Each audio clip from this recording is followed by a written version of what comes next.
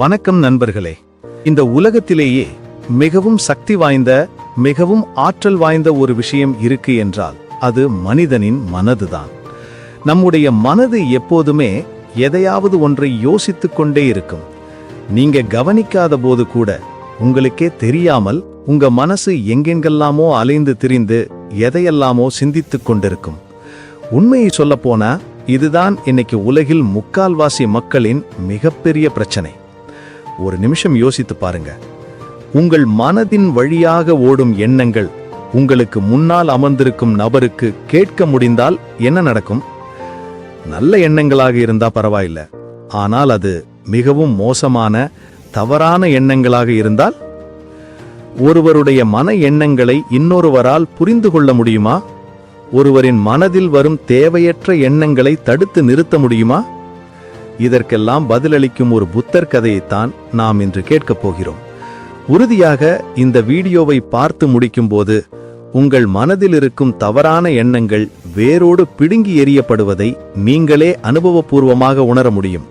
வாருங்கள், நேரடியாக வீடியோவுக்குள் செல்லலாம்.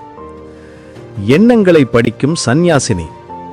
ஒரு சிறிய கிராமத்தில் கௌதம புத்தரின் போதனைகளால் ஈர்க்கப்பட்ட ஒரு ராஜகுமாரன் துறவரம் பூண்டான். அவன் புத்தரின் சீடனாக மாறினான். புத்தரின் சீடர்கள் பொதுவாக மக்களிடையே பிச்சை எடுத்தே உணவு உண்பார்கள். அப்படி துறவரம் ஏற்ற மறுநாள் பிச்சை எடுக்க தயாரான அந்த புதிய சீடனை, முன்னாள் ராஜகுமாரனை புத்தர் தன் அருகே அழைத்தார். புத்தர் கூறினார், பாருங்கள், நீங்கள் நேற்று வரை ஒரு ராஜகுமாரன். இன்று திடீரென மக்கள் முன் பிச்சைக்காக கை நீட்டும் போது உங்களுக்கு மிகவும் சங்கடமாக இருக்கும். அதனால் இந்த துறவர வாழ்க்கை உங்களுக்கு பழகும் வரை நீங்கள் பிச்சை எடுக்க வேண்டாம். பதிலாக இங்கிருந்து சுமார் 2 மைல் தூரத்தில் ஒரு ஆசிரமவாசியான பெண் சந்நியாசினி இருக்கிறார். அவர் வீட்டில் சென்று உணவு கேளுங்கள். அவர்கள் உங்களுக்கு உணவு தருவார்கள். அதை சாப்பிட்டுவிட்டு திரும்புங்கள்.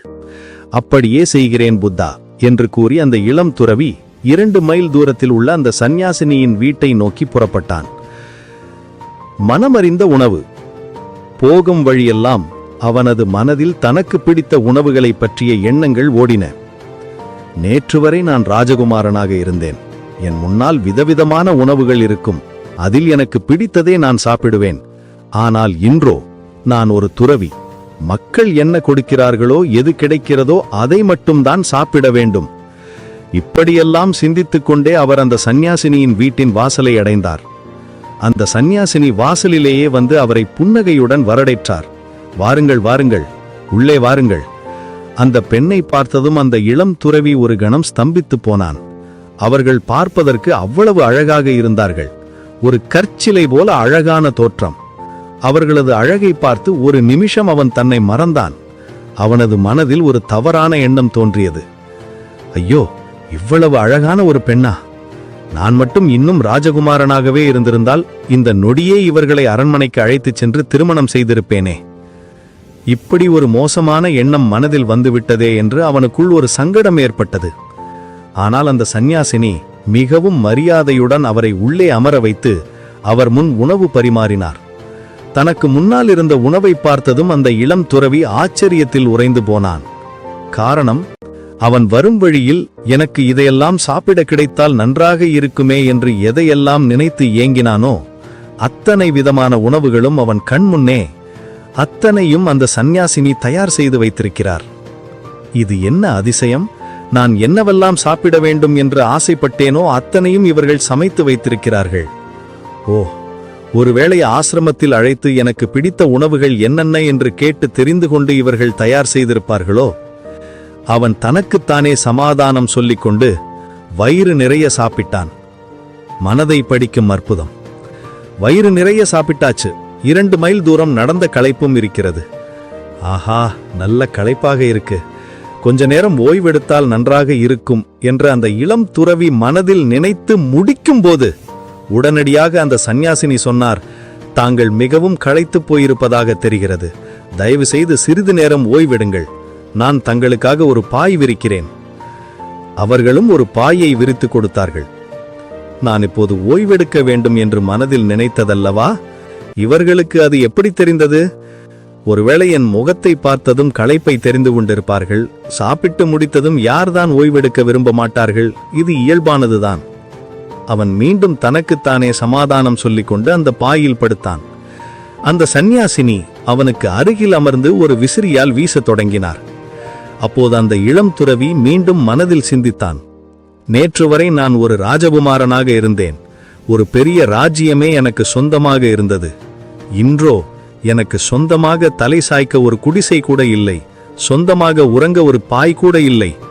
இவன் இதை சிந்தித்து முடித்ததும் அந்த சந்நியாசினி கூறினார், துறவியே, நாம் எல்லோரும் இந்த உலகத்திற்கு வரும்போது வெறும் கையோடுதான் வருகிறோம்.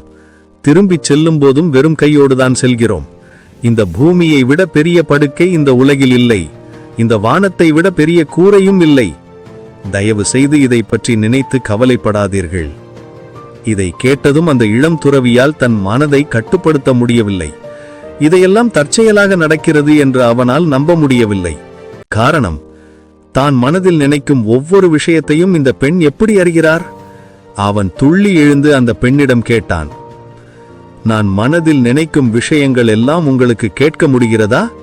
அதற்கு அந்த சந்நியாசினி புன்னகையுடன் பதிலளித்தார், ஆமாம், ஆரம்பத்தில் நானும் உங்களைப் போலத்தான் இருந்தேன். என் மனதிலும் எண்ணங்கள் நிறைந்திருந்தன. ஆனால் நான் தியானம் செய்ய தொடங்கிய போது என் எண்ணங்களை நானே உன்னிப்பாக கவனிக்கத் தொடங்கினேன். அதனால் என் எண்ணங்கள் மெல்ல மெல்ல குறைந்து என் மனது அமைதியானது. தெளிவானதும் அமைதியானதுமான என் மனதால் இப்போது மற்றவர்களின் மனதில் ஓடும் எண்ண அடைகளை என்னால் உணர முடிகிறது. இதை கேட்டதும் அந்த இளம் துறவி பயந்து நடுங்கிப் போனான். அம்மா, என்னை மன்னித்து விடுங்கள். நான் இப்போதே இங்கிருந்து செல்ல வேண்டும். ஐயோ, நில்லுங்கள் துறவியே, நீங்கள் கொஞ்சமும் ஓய்வெடுக்கவில்லையே என்ற அந்த சந்நியாசினி எவ்வளவோ சொல்லியும் அவன் கேட்கவில்லை. வேண்டாம், என்னை மன்னியுங்கள், நான் போயே ஆக வேண்டும் என்று சொல்லிக்கொண்டே அந்த வீட்டை விட்டு அதிவேகமாக வெளியேறி ஓடினான். புத்தரின் பரீட்சை. வியர்த்து விறுவிறுத்து ஓடி களைத்து அவன் புத்தரின் அருகே வந்து சேர்ந்தான். புத்தரே, நான் இனி ஒருபோதும் அந்த சந்நியாசினியின் வீட்டிற்கு உணவுக்காக போகவே மாட்டேன். புத்தர் அமைதியாக கேட்டார், என்னவாயிற்று? யாராவது உன்னை அவமானப்படுத்தினார்களா? உனக்கு தேவையான மரியாதை கிடைக்கவில்லையா? நல்ல உணவு தரவில்லையா? அதெல்லாம் இல்லை புத்தா. அவர்கள் என்னை மிகவும் நன்றாக கவனித்தார்கள், மரியாதையாக நடத்தினார்கள், எனக்கு பிடித்த உணவெல்லாம் தந்தார்கள். ஆனாலும் நான் இனி அங்கே போக மாட்டேன். தயவு செய்து என்னை வற்புறுத்தாதீர்கள். புத்தர் சொன்னார், நான் ஒரு குறிப்பிட்ட காரணத்துக்காகத்தான் உன்னை அங்கே அனுப்பினேன். இப்போது வெளிப்படையான ஒரு காரணத்தை சொல்லாமல் நீ அங்கே போக மாட்டேன் என்று சொன்னால் நான் அதை எப்படி ஏற்றுக்கொள்வது? காரணத்தை முதலில் சொல், அதன் பிறகு நாம் தீர்மானிக்கலாம். இளம் துறவி புத்தரின் முன் தலைகுனிந்து நின்றான். எல்லாம் என் தவறுதான். என் எண்ணங்களை என்னால் கட்டுப்படுத்த முடியவில்லை. அந்த சந்நியாசினியின் அழகில் மயங்கி நான் ஒரு துறவி என்ற உண்மையையே மறந்துவிட்டேன். அவர்களை பற்றி மிகவும் மோசமான காமம் நிறைந்த எண்ணங்கள் என் மனதில் வந்துவிட்டன. அதைவிட பயங்கரம், நான் மனதில் நினைத்த அந்த அசிங்கமான எண்ணங்கள் அனைத்தையும் அந்த சந்நியாசினியால் படிக்க முடிந்தது. அவர்களுக்கு எல்லாம் தெரிந்துவிட்டது. நான் எப்படி அவர்களை மீண்டும் போய் பார்ப்பேன்? அவர்கள் என்னை பற்றி என்ன நினைத்திருப்பார்கள்? நான் எப்படி அவர்கள் முகத்தில் விழிப்பேன்? ஒரு நிமிடம் நில்லுங்கள். அந்த இளம் துறவி அனுபவித்த அதே மன உளைச்சலில்தான் நீங்களும் இப்போது இருக்கிறீர்களா? அந்த துறவியைப் போலவே அடக்க முடியாத காமம் நிறைந்த எண்ணங்கள் உங்களையும் இரவும் பகலும் துரத்துகிறதா? ஒருவேளை ஆபாச படங்கள் மற்றும் சுய இன்ப பழக்கத்திற்கு அடிமையாகி உங்கள் மனதின் கட்டுப்பாடு மொத்தமாக போய்விட்டதாக நீங்கள் உணர்கிறீர்களா? அந்த துறவிக்கு வழிகாட்ட புத்தர் இருந்தார். ஆனால் இன்றைய உலகில் உங்களுக்கு வழிகாட்ட எனது 6 ஆண்டுகளுக்கு மேலான அனுபவத்தில் 3000க்கும் மேற்பட்ட மக்களின் வாழ்க்கையை மாற்றி அமைத்த உங்கள் புரோகிராமின் பெயரை இங்கே செருகுங்கள்.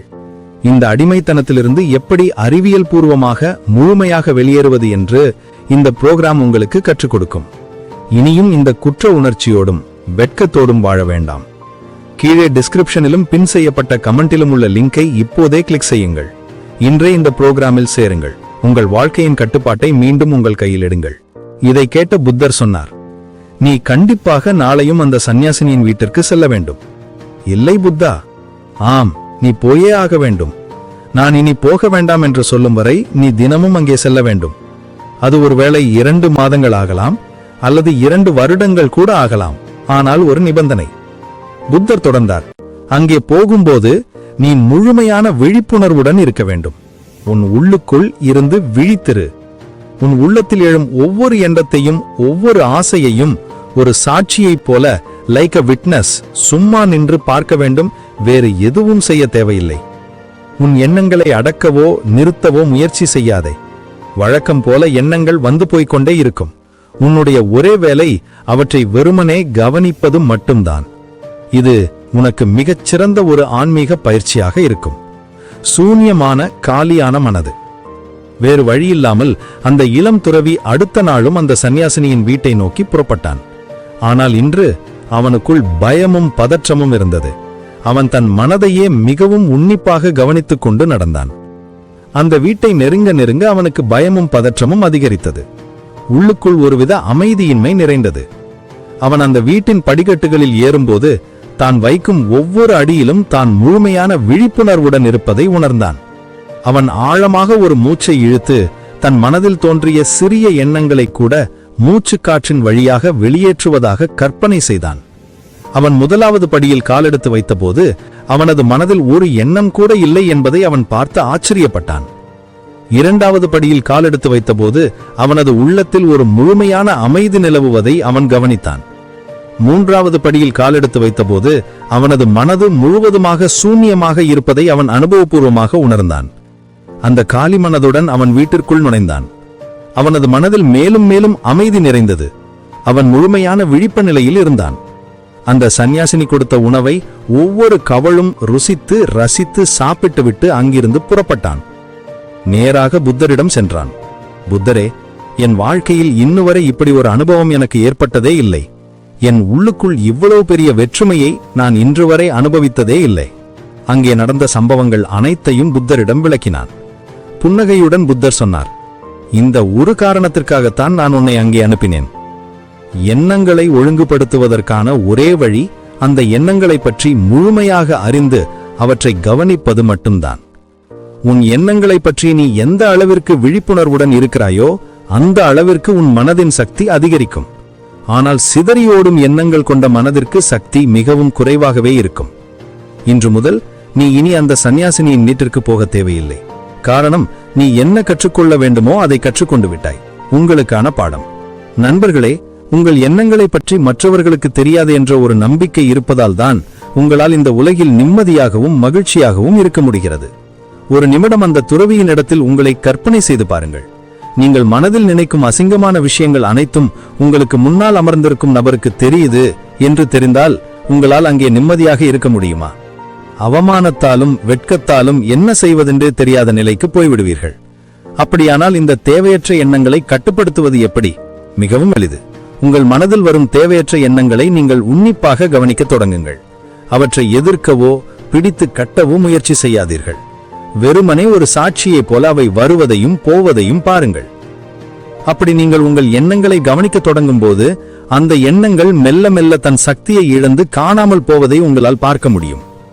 அப்படி தேவையற்ற எண்ணங்கள் அனைத்தும் அடங்கி உங்கள் மனது அமைதியாகும்.